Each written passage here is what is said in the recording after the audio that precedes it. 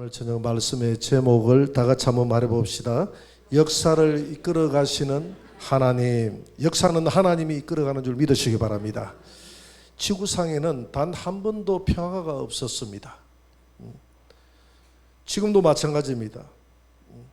사람을 죽이고 또 죽이는 그런 살육들이 지구촌 곳곳에서 일어나고 있습니다. 짐승들은 자기가 먹이를 채서 자기의 배를 불리고 나면 더 이상 해하지 않아요.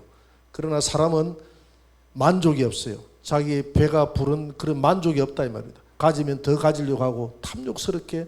그래서 우리 인류의 역사는 전쟁의 역사입니다. 사람만큼 잔인한 동물도 없습니다. 사람만큼 이렇게 정말 욕망에 가득 찬 그런 본능을 가진 동물이 없다 이 말입니다. 오늘 다니엘은 자기 눈앞에 펼쳐진 그 환상 속에서 전쟁을 통해서 하나님이 역사를 어떻게 이끌어가고 있는가를 보여주고 있습니다. 오늘 11장은 크게 세 분류로 나누게 됩니다. 11장 분류를 보면요,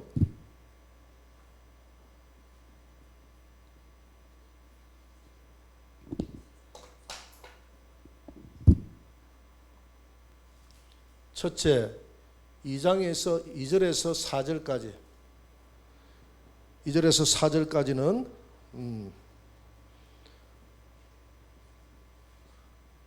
페르시아의 몰락과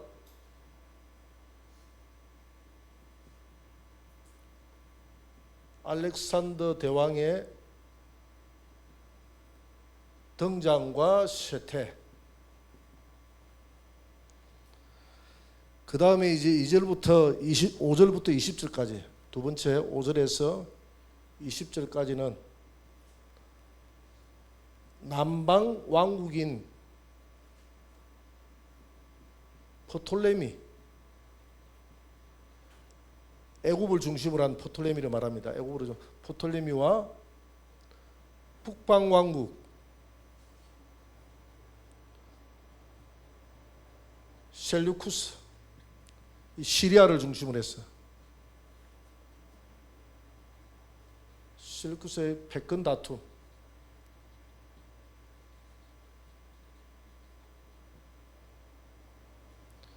그 다음에 이제 세 번째 21절에서 45절까지는 셀루쿠스 왕조의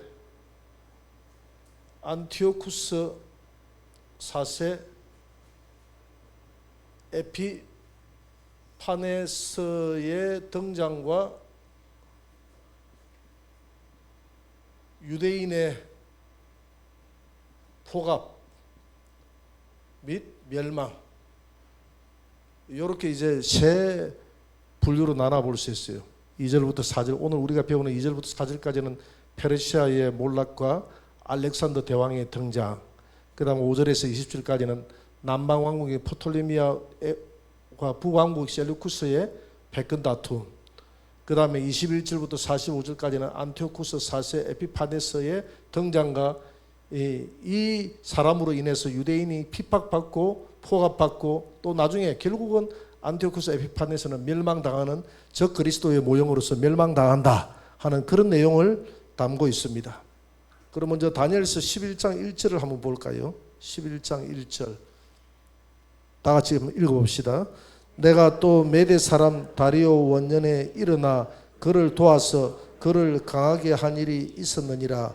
내가, 여기서 내가 할 때 이 내가는 누구냐 하면 가브리엘 천사를 말합니다. 가브리엘 천사가 메대 사람 다리오 원년에 그 다리오를 도왔다 이 말입니다. 다리오를 도와서 이 다리오가 바벨론을 치게 만들었죠. 그죠? 그래 바벨론을 잡아먹는 역할을 하잖아요. 그래서 왜 그렇게 천사가 도왔느냐 하면 이제 바벨론의 포로 생활 70년이 다 됐기 때문에 70년이 다 되면 이제 고레스 원년에 다리오 다음에 고레스 원년에 고레스가 집권할 때 이스라엘 백성들을 본국으로 귀환시켜야 되잖아요. 귀환시키는 그런 역사를 하나님이 진행하기 위해서 천사 가브리엘을 시켜서 이런 천사 가브리엘이 다리오에게 힘을 줘서 다리오를 통해서 저 바빌론을 멸망시키는 그런 일들을 하게 됐다. 자, 이런 일들을 보면 이 역사를 진행하는 것은 다리오가 힘이 세서 이긴 것 같는데 결국 그 배후에는 누가 역사를 했습니까? 천사, 하나님의 천사. 하나님의 천사가 역사를 운행하고 있다는 것을 믿으시기 바랍니다. 그래서 오늘 제목이 뭡니까? 역사를 이끌어 가시는 하나님. 그래서 하나님은 천사를 통해서 역사의 운행을 주관하고 계신다. 그래서 우리는 이 천사의 역할에 대해서 너무 우리는 도외시하는 경우들이 있는데 구약에서 보면 이 천사의 역할이 막강합니다. 그래서 우리 밖에서 일어나는 모든 일들은 다 천사가 역사를 해요. 우리 안에서 성도 안에서 역사하는 것은 누가 역사합니까? 성령님이 역사해서 우리를 변화시키고 성령님은 우리 안에 자정하시는 분이십니다. 자정하시는 분. 그러나 성령님이 지시하시고 시키면 천사들이 밖에서 일어나는 일들은 천사들이 다 역사를 한다 이 말입니다. 오늘 다니엘서 11장 2절을 한번 봅니다. 다니엘서 11장 2절 다 같이 한번 읽어봅시다. 이제 내가 참된 것을 내게 보이리라. 보라, 바사에서 또 새 왕들이 일어날 것이요 그 후에 넷째는 그들보다 심히 부유할 것이며 그가 그 부유함으로 강하여진 후에는 모든 사람을 충돌하여 왕을 칠 것이니라.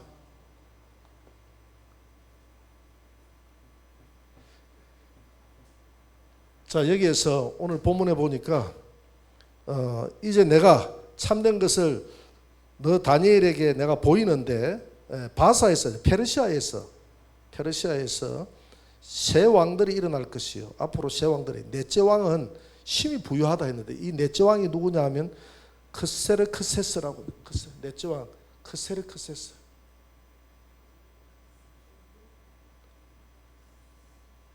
이분이 에스더 왕비의 남편인 아하 수에로 왕입니다.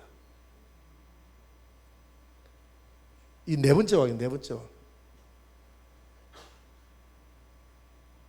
이 네 번째 왕은 굉장히 어떻게 부유하다 그랬죠, 그죠? 부유해서 병력을 일으켰습니다. 병력을 일으켰었어요.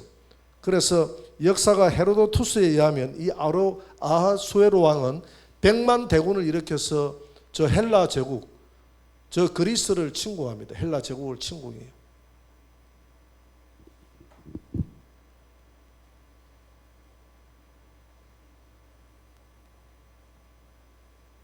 백만 대군을 일으켜서 그리스를 침공하는데 그리스에서 저 그리스를 다 잡아먹습니다. 그리스를 완전 초토화시켜요. 초토화시키는데 이 말미에 가가지고 전쟁 말미에 가가지고 그리스 이 인들이 똘똘 뭉쳐가지고 여기 밑에 여기 살람이라는 해전을 합니다. 여러분 한번 들어가서 유튜브를 한번 이렇게 보면 살라미 해전을 한번 보세요. 이 살라미 해전에서 대패합니다. 누가? 이 크세르크세스 아하수에로 왕이 대패합니다. 아하수에로 왕이 대패하게 돼요. 이 아하수에로 왕이 대패하면서 이 나라가 즉 페르시아가 이게 대패하면서 페르시아가 몰락하게 되는 기회를 마련합니다. 몰락하게 돼요. 그래서 본국으로 돌아왔습니다만 그 뒤에 페르시아에 누가 일어납니까? 페르시아가 아니라 이 승리하고 난 다음에 그리스에 어느 왕이 일어납니까?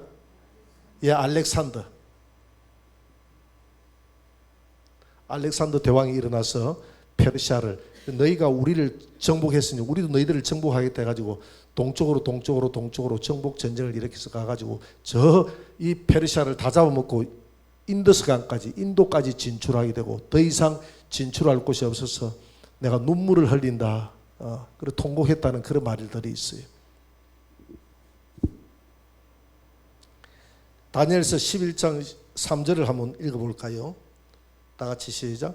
장차 한 능력 있는 왕이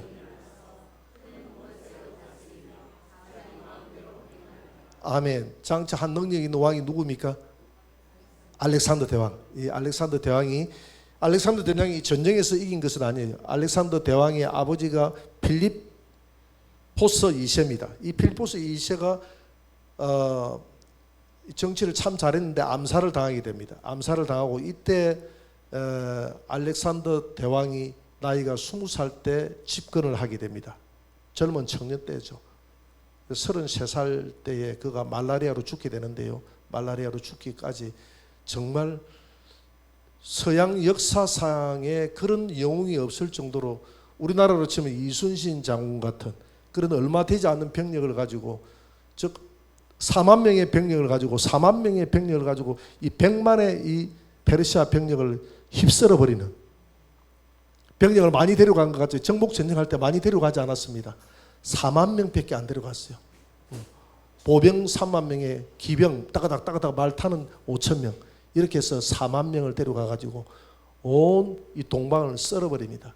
여러분, 그것도 자기가 잘나서 그게 아니라 사실 여러분, 사람이 알렉산더가 죽는 것은 간단해요.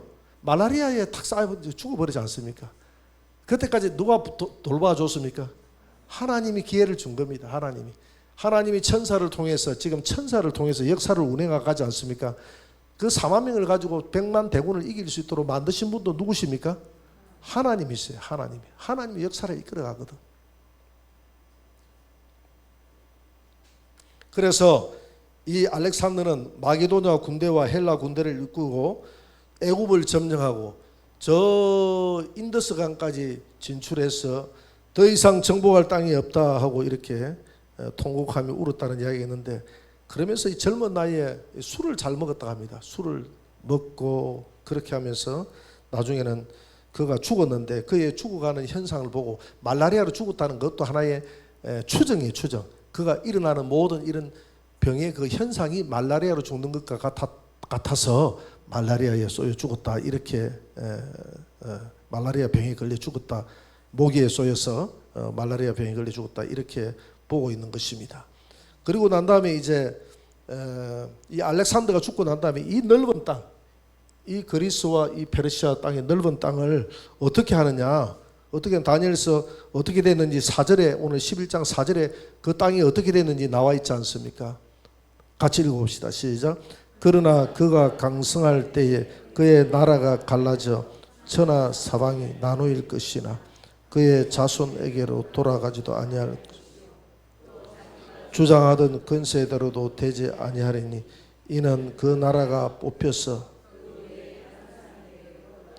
그의 자손에게로 돌아가지 않았다는 것은, 이 알렉산더에게는 두 아들이 있었거든요. 이 두 아들 다 암살을 당합니다. 그래서 그 자식에게 왕권을 물려주지 못하고 또 자기가 주장하던 권세대로 되지 않아요. 죽음 이후에 자기 권세대로 안 되고 그 나라가 뽑혀서 내 장군에 의해서 돌아갔습니다. 그가 죽어갈 때 그의 그 막주한 대신이 물었다고 합니다. 왕이여, 왕이 죽고 나면 이 나라의 후계 구도가 어떻게 됩니까? 그렇게 왕이 힘센 놈이 차지하게 될 것이다. 힘센 놈이 차지하게 될 것이다. 이렇게 말을 했다고 합니다. 아니나 다를까 정말 나라에서 그냥 자중 질환이 일어나는데 그냥 이렇게 전쟁 또 전쟁 이렇게 안에 분열이 일어나다 결국 내 왕에 의해서 이 알렉산더 대왕이 점령했던 이 온 제국이 4개의 제국으로 나눠집니다. 오늘 네 장군에 의해서 나눠진다 그랬잖아요. 천하 사방으로 나누일 것이다. 갈라져, 그가 강서 그의 나라가 갈라져 천하 사방에 나누일 것이다. 그 것이나 그의 자손에게는 돌아가지 않고 나누일 것이다 그랬잖아요. 네 장군에 의해서 나눠집니다.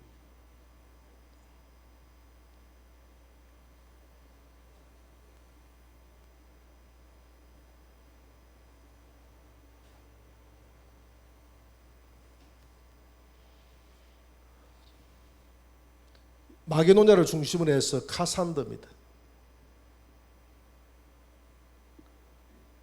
그 다음 요 위에 소아시아, 이 소아시아를 중심으로 해서 리시마쿠스,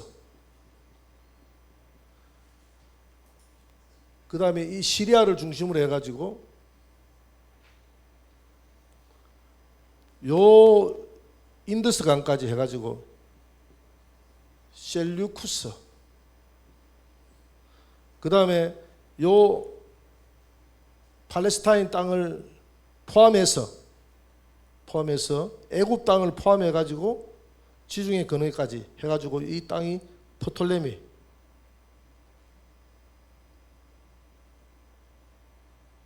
이렇게 나눠집니다. 이렇게 나눠지는데 이 카산다고 리시마쿠스는 별로 큰 힘이 없어요. 별로 큰 힘이 없는데 당시에 힘이 프톨레미하고 셀루쿠스가 힘이 강했습니다.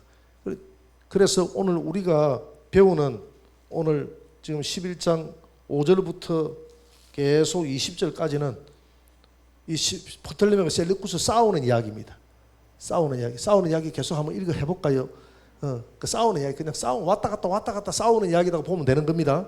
싸우는 이야기고 그 다음에 이제 마지막 아까 그랬잖아요. 마지막 21절에서 24절까지는 셀루쿠스의 안티오쿠스 4세 에피파네스가 등장해서 이 프톨레미가 지배하고 있는 이 팔레스타인 땅을 자기가 점령하고 그때부터 성전을 해파하고 그래서 적 그리스도의 모형이라 그랬잖아요. 성전을 해파하고 거기에다 제우스 신을 성전에다가 제우스 신을 세우고 돼지고기를 전부 다 빨고 들어가게 만들고 이런 율법을 폐해버리고 이런 일들을 행했던 것이 바로 지금 마지막 절까지 안티오쿠스가 행했던 그 일에 대해서 다시 한 번 더 이야기하는 내용입니다. 그렇게 이야기하면서 12장에 가가지고는 이제 우리 예수님이 재림해서 이 땅을 다스리는 천연왕국으로 다스리는 그래 안티오쿠스 에피파네스는 마지막 나타나는 누구의 모형이라고요? 적 그리스도의 모형. 하나님의 성전을 해파하고 성전에 앉아서 내가 사람이다 하는 적 그리스도의 모형입니다. 자, 이렇게 해서 오늘 이런 모든 전쟁들이 계속 전쟁. 이 사람이 참 탐욕스럽죠. 이런 걸 보면 탐욕스럽죠. 그죠? 여러분 한번 보세요. 우리 알렉산더 대왕이 그 사만이라는 대군을 이끌고 인더스 강까지 가가지고 더 이상 정복할 땅이 없다고 울고 난 다음에 한 일이 뭐죠? 술 먹고 놀아가지고 놀다가 죽은 것밖에 더 있습니까? 아무것도 없는 거예요. 정복하고 난 다음에 자기 배가 불렀습니까? 뭐가 불렀습니까? 아무것도 없는 거예요. 그 탐욕 뒤에는 아무것도 없는 거예요. 인간의 그 탐욕의 결과가 결국 다 패망입니다. 하나도 정상적으로 간 왕들이 없어요. 이런 탐욕스러운 그것이 이렇게 전쟁을 일으켜서 우리 인류의 역사를 전쟁의 역사로 만들어갔다. 그런 탐욕들이 우리에게도 있습니까? 없습니까? 그래서 주님은 우리에게 탐심을 물리치라. 탐심을 물리치라. 탐심은 우상숭배다. 우리 탐심은 끝이 없죠. 돈을 벌고자 하면 끝이 없어요.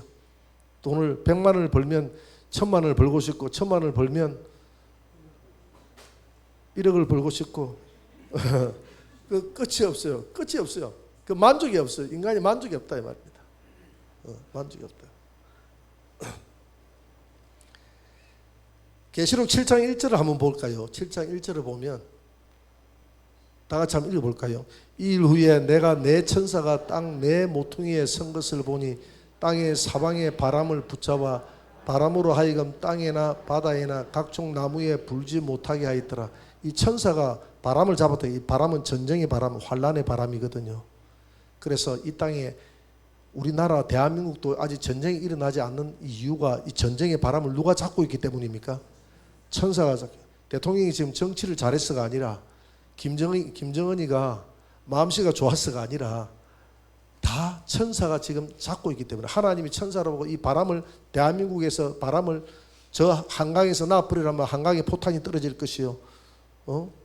저 부산에서 놔버리라면 부산에. 그래서 이 천사들이 나중에 유프라데스 강에서 놔버리니까 유프라데스 강에서 3차 세계대전이 벌어지지 않습니까? 그래서 이 역사의 진행은 결국은 역사를 이끌어 가시는 분은 누구다고요? 하나님이시라. 누구를 통해서? 천사를 통해서. 시편 103편 20절을 한번 봅니다. 천사는 능력이 있어서 여호와의 말씀을 행하며 천사는 능력이 있어서 여호와의 말씀을 행하며 그의 말씀의 소리를 듣는 여호와의 천사들이여 여호와를 송축하라. 그에게 수종들며 그의 뜻을 행하는 모든 천군이여 여호와를 송축하라. 오늘 그 앞에 20절에 보니까 능력이 있어요. 천사는 능력이 있다 그랬죠. 여호와의 말씀을 행하며 오늘 시편 103편 20절에 보니까 이 천사는 여호와의 말씀을 지시하는 대로 행할 수 있는 능력이 있습니까? 없습니까? 있어요. 그래서 하나님이 이 천사를 통해서 이 바벨론을 멸망하게 한 것도 이 천사의 활동이요. 그리고 페르시아가 멸망한 것도 천사의 활동이요. 나중에 알렉산더 대왕이 멸망하여 저 헬라 제국이 멸망한 것도 천사의 활동. 모든 것이 로마가 멸망한 것도 천사의 활동. 이 천사의 활동을 통해서 역사를 이끌어간다 이 말입니다. 그래서 역사의 주관자 되시는 하나님 앞에 우리 가정에 또 내 개인의 생사화복을 이끌어 가시는 분도 누구다고요? 하나님이십니다. 그래서 우리는 하나님 앞에 기도해야 됩니다. 겸손해야 됩니다. 하나님 역사를 이끌어 가시는 하나님, 내 인생의 자그마한 역사도 하나님이 이끌어 가십니다. 하나님은 나를 높일 수도 있고 낮출 수도 있고 나를 소울에 집어넣을 수도 있고 하나님이 나를 긍휼하게 소울에서 건져낼 수도 있는 분이 하나님이십니다. 내가 하나님 앞에 교만하지 않고 겸손하며 남은 생애 동안 하나님 앞에 더 순복할 수 있는 그런 믿음을 주옵소서. 그렇게 기도하시는 저와 여러분들이 되시기를 주의 이름으로 축원합니다.